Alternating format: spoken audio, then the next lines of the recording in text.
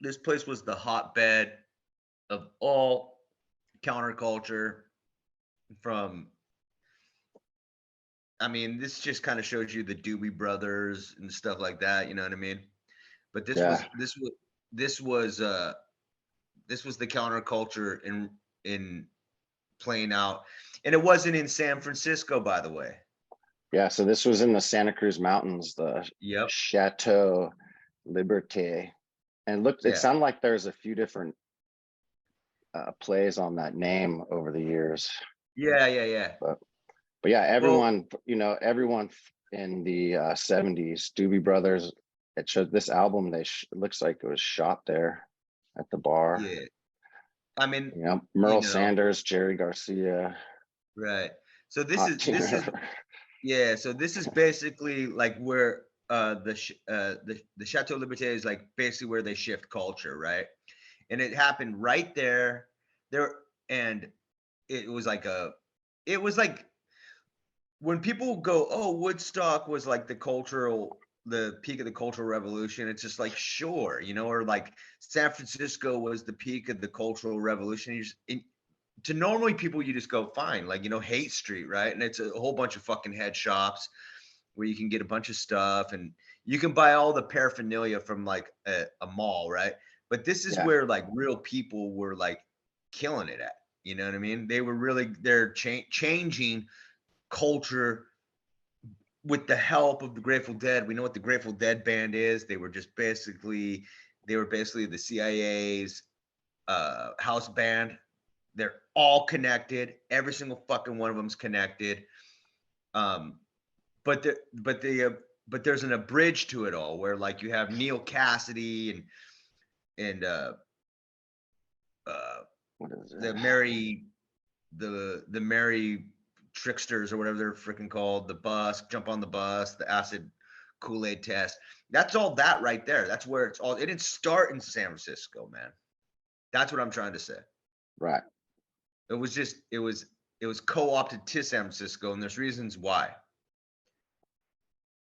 Is this it here? New Museum, Los Gatos? Was it up in the mountains? It was up in the mountains. Yeah, it's taking me to Los Gatos. I'm trying to look it up. The address is 22700 Old Santa Cruz Highway, which would be right above Lexington. 22700 Old Santa Cruz Highway. Oh yeah, there it is right there. Oh yeah, now we're getting into it. Yeah, there Look it at is. that. Yeah. And I guess someone's living there now. Yeah, it's because it's probably bought by someone that's like well connected to doing the cover up of like Jolly West and all the psychiatrists that were involved. Oh, that's right past Holy City. Yeah. Oh yeah, bud. Drive by there all the time. Yep. So the Santa Cruz Mountains, anyone who's catching up. Well, they have like a nudist colony up there too. It's called Lupin. Yeah. And the town of Lexington. Right. And Alma, was Alma one of the towns that got buried here? Yeah, Alma Bridge. Yeah. So that whole area was submerged, and a few other areas. Yeah, and it used to be all back up in here too. Remember that? Yeah, the first Jesuit college. Way back in the day. The first Jesuit college on the West Coast was right near there, and they closed it down. And you could still walk around, but they're tearing all that stuff. They're tearing it all down now, man. All Bascom Avenue, like I've mentioned before. And they're rebuilding it all, fucking new shit. Yeah.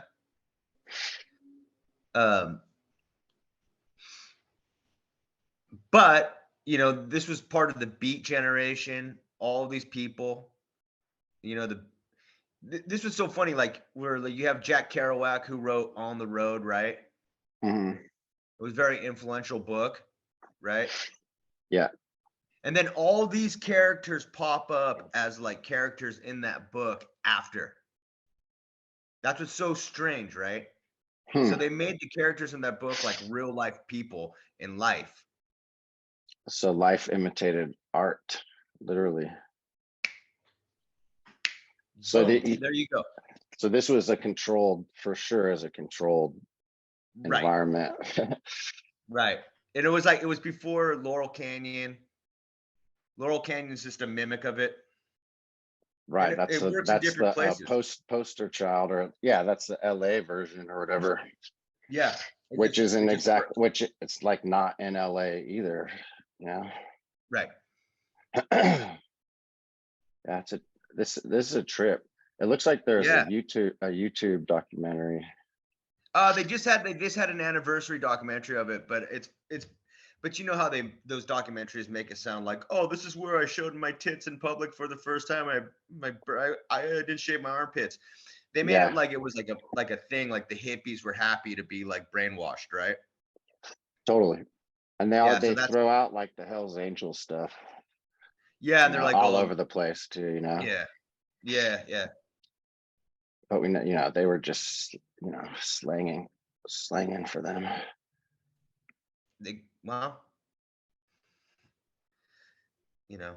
Yeah, I'm sure it's all connected, totally. all controlled. But yeah. But what's funny is like that's the Chateau Liberte with all that history to it, though.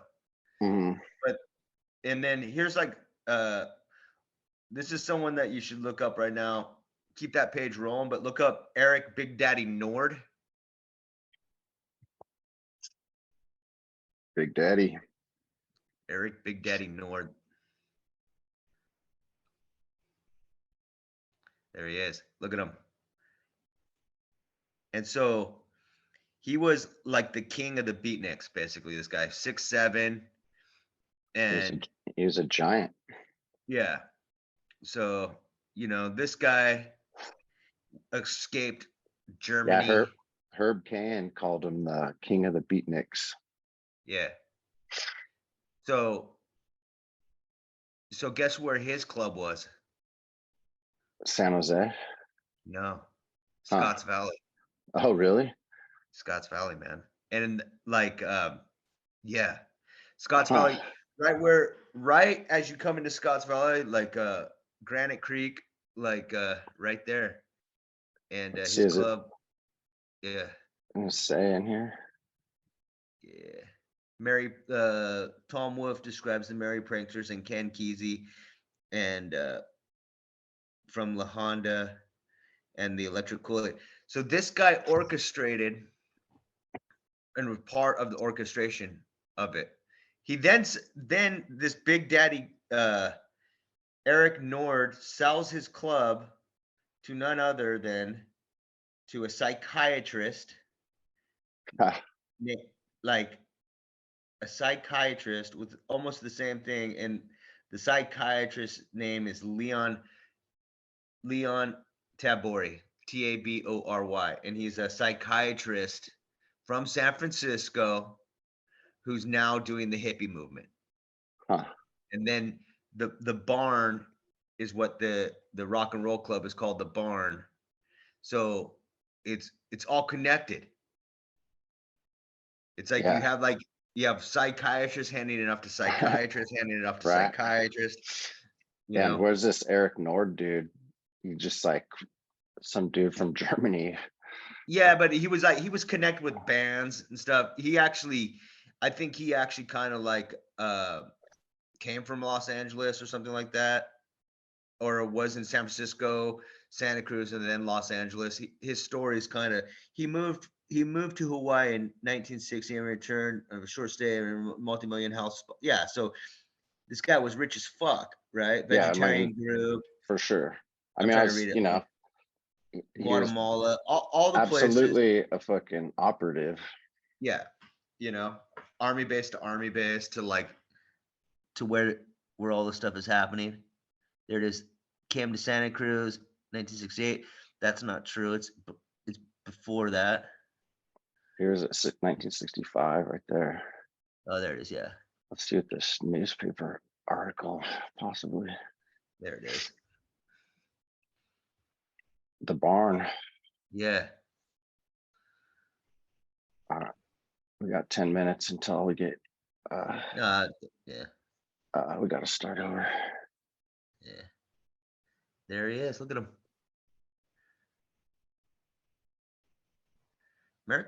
So the former barn antique shop off Granite Creek Road. Huh. Yeah. Dude, 6'7", 350. He's fucking Yeah. Fucking Shaquille O'Neal, giant, dude. giant's blood. Yeah. Awesome, dude. That's a trip. Oh, look at that. I do hope artists and yeah. Right, where was it? That Oh I yeah. do hope to attract the artists and the musicians who have settled in the area already, Jasmine, for instance, and have finding a non-commercial place where they can blow, where they don't have to make music for money, whatever, right? Yeah. Yeah. So this is 1965. So Yeah, yeah, that other article we already saw was fucking wrong. right. 1965 is a way before like the summer of love, Dude, 69. I mean, yeah, they planned it out, really.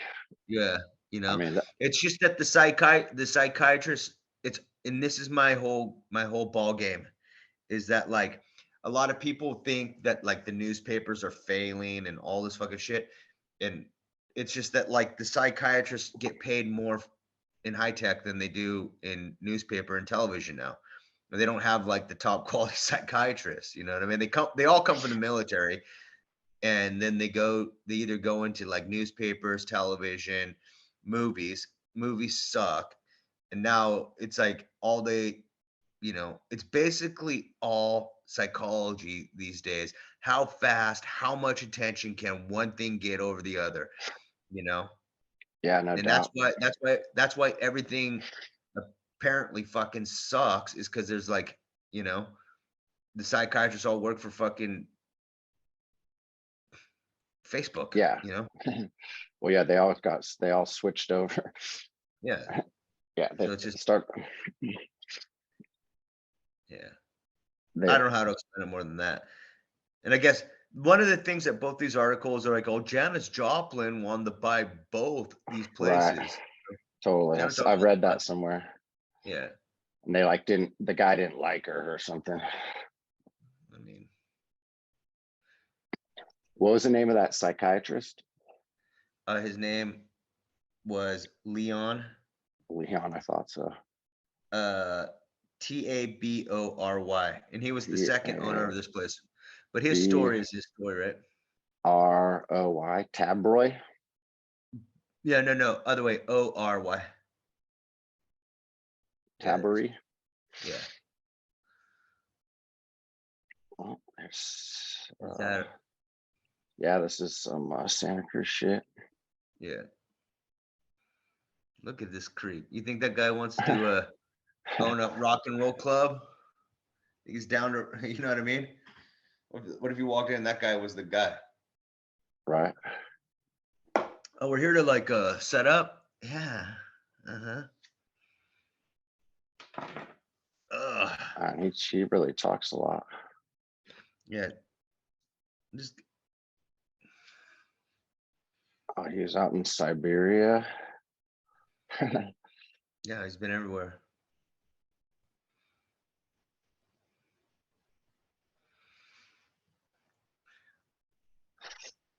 Whoa, Jesus. what the hell happened?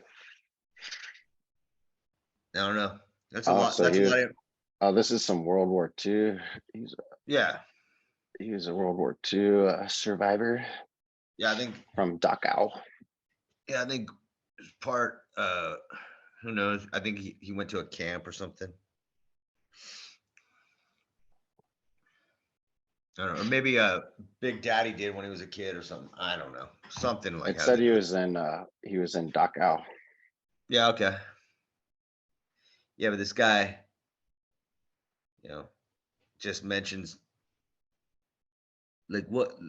Go see what his early life was on Wikipedia if they have it, because I'm pretty sure he was a psychiatrist in San Francisco or something like that before. There was no wiki. United States versus Leon Tabery. What's that about? Court appeals, Fourth Circuit. Smuggling 2,600 pounds of weed. All I right. think it's the same one. Yeah, for sure. Well, this guy, He doesn't have a wiki? nah. He's the only person in the world that doesn't have a wiki? Dang. Yeah. Let's see what is You want to share memory, Evan?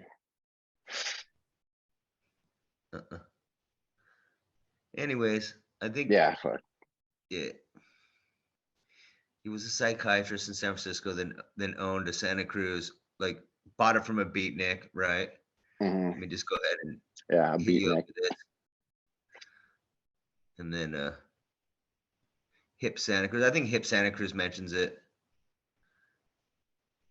Yeah, this might be a different. Oh, it's the same. Same thing. Oh, what a weird website. Yeah, what the fuck's going on here? Yeah.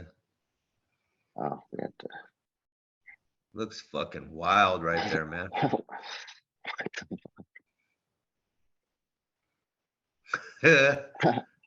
Dude, we're trapped in fucking.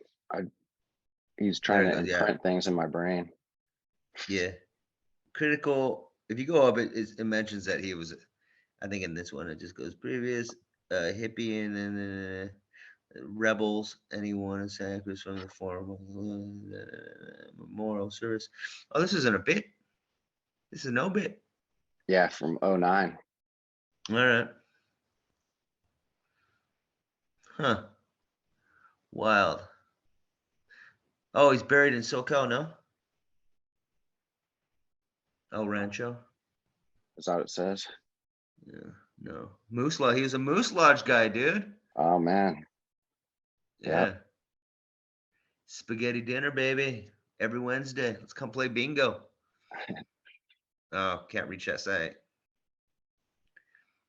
Anyways. Yeah, no, that's interesting. I mean, culture that like I forgot to mention 1965 shaping. Yeah. I forgot to mention. You know, he's Yeah, all that's tied. that. He's tied into the Merry Pranksters, the acid Kool-Aid test, get on the bus, the magic bus. I mean, they spread fucking acid around, you know, fucking America. Different kinds in different places. Totally. You know, it's a full experiment. And then they just after they have like this Chateau Liberte, they just hand it off to San Francisco and the Grateful Dead. Yeah, man. And dude, that did the trick. Totally. That did the trick for 4 years. Big time, dude. I've definitely had that fucking acid before. I mean, dude, fucking, I know you remember when we were kids before he died. Sunshine. I mean, anytime the Grateful Dead were either playing in the Bay Area or anywhere, there was just tons and tons of acid everywhere. We used to fucking go buy it from the hippies downtown, like $20 a sheet. Yeah, Loud Nelson. $20 a sheet. That's yeah, cheap. dude. That was the Grateful Dead. It was like $2 a tab, baby. Yeah, man. Totally. But that's a trip. That's probably what twacked me out. Yeah, right. You do a couple circles around Loud Nelson, and some guy would get out of the van and be like, "Oh, hey, you guys looking to score some acid?" You know, you'd be like, "Oh yeah," you'd be like 13 and be like, "Oh, sure." 40-year-old, go ahead and sell it to us. You know. Could you imagine fucking selling some kids fucking sheets of acid nowadays? Yeah, like that are 13? Never. Yeah, no, dude. God. Yeah, I don't even fucking give a kid a cigarette, dude. Yeah. Yeah, you know, 13, like fucking shaved head on a skateboard, just all fuck out it. Yeah, dude, totally. Probably, yeah, fucking drinking a 40, probably too. Yeah, just going, fuck, it's summer. We got the whole fucking day to ourselves, guys. Let's go do this, you know. And just comfortable, like, yeah, you fucking. That's probably the anonymity, man. Just, you know, but it's like the same thing right now, you know. It's just like the Kool-Aid acid test is now way harder, right? It's harder stuff. It's speed. And like you can see what's happened. It's got but that was always San Francisco's thing anyways. Like apparently was like the acid and the speed together. That's what burned